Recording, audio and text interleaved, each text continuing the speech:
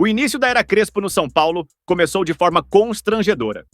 Que mediocridade o time do São Paulo, que time ridículo. Que vergonha o Oscar, hein? Cara, ex-jogador, não deu um chute no gol em 90 minutos, não foi substituído. É um jogador, o São Paulo entra com 10.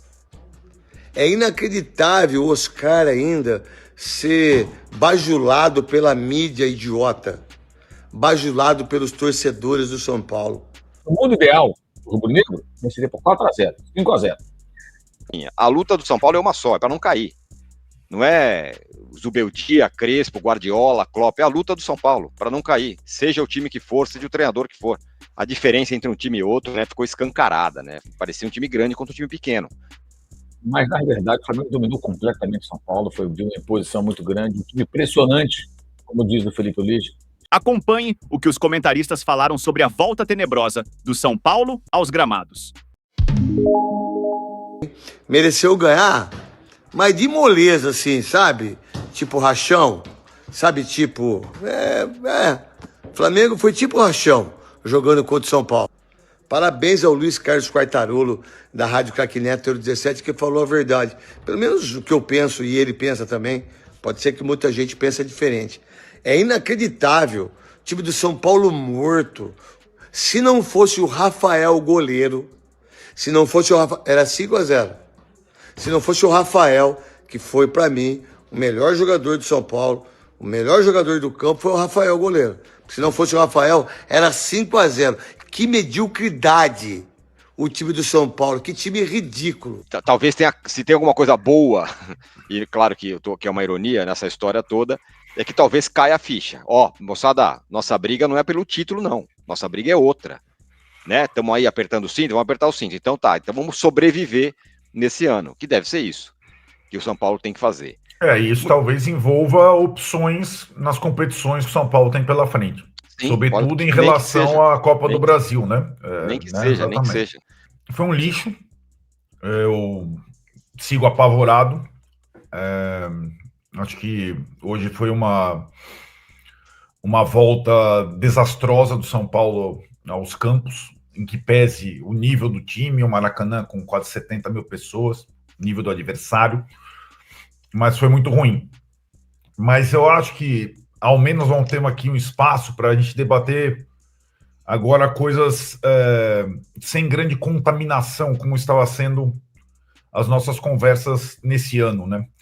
Hoje não foi o treinador anterior que escalou o time no 5-4-1, sem jogadores da base, não foi o treinador anterior que colocou o Oscar de costas ou o André Silva sozinho, não foi o antigo treinador que morreu com 2 substituições, né? Então não tem mais o sofá na sala, ou o bode na sala, né? Agora nós estamos em outra. Nós vamos discutir sim o Crespo, as estratégias do primeiro confronto, as opções dele, mas a gente tem que mergulhar bem nas questões do time do São Paulo, que é o time do São Paulo que vai ter que tirar o time, a equipe do descenso, né? E é um ano muito preocupante, já estou falando desde o ano passado, porque o São Paulo tem um time fraco,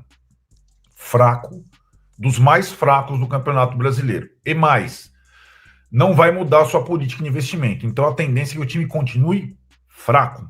E aí vai precisar de muita concentração, foco, sobretudo nas partidas em casa agora, para, de fato, não correr risco de rebaixamento, coisa que ele já está correndo desde a primeira rodada, desde que empatou com o Sport em casa. Para mim, o Crespo ele não teve culpa nenhuma no resultado do São Paulo, tá? Eu acho que ele fez o que ele pôde, né, em relação à equipe que ele poderia ter colocado em campo. Ele traçou uma estratégia onde ele pensou principalmente no aspecto defensivo. Conseguiu, né, no primeiro tempo, muito em função através da grande atuação do Rafael também. Né, eu acho que o goleiro do São Paulo foi o destaque da partida, não só do São Paulo, o destaque da partida. Fez grandes defesas ao longo do jogo. Independente da estratégia, se foi boa, se foi ruim, mas jogou muito atrás. Cara, você tentar enfrentar o Flamengo com o São Paulo desfalcado como estava hoje, de peças importantes, como é o Lucas Ferreira, como é o Lucas Moura, por exemplo. Então isso limitou bastante. Eu acho que o São Paulo como um todo na partida, eu acho que o Crespo ele não teve culpa em relação ao resultado, né? Esse é o primeiro ponto. Mas, na verdade, o Flamengo dominou completamente São Paulo, foi de uma imposição muito grande, um time impressionante, como diz o Felipe Luiz, esteve em campo. Eu acho que o Flamengo foi bem. Poderia vencer por mais. No mundo ideal, o rubro-negro venceria por 4-0, 5-0. O goleiro Rafael, que é um goleiro muito irregular, né? Hoje teve uma jornada brilhante. Mas, na realidade, o Flamengo dominou o jogo, não correu nenhum risco grave e uma vitória muito importante na volta, né? Depois desse período fora do dia a dia aqui do nosso futebol. Mas foi uma vitória com muita autoridade do Flamengo, uma vitória... Cara, o Flamengo impressionou o São Paulo. Gente, o Flamengo fez aquilo que a gente vê os times europeus fazendo aqui quando eles dominam o jogo. Eu falo, onde estou, nos Estados Unidos, aperta, foca, massacra, não deixa respirar.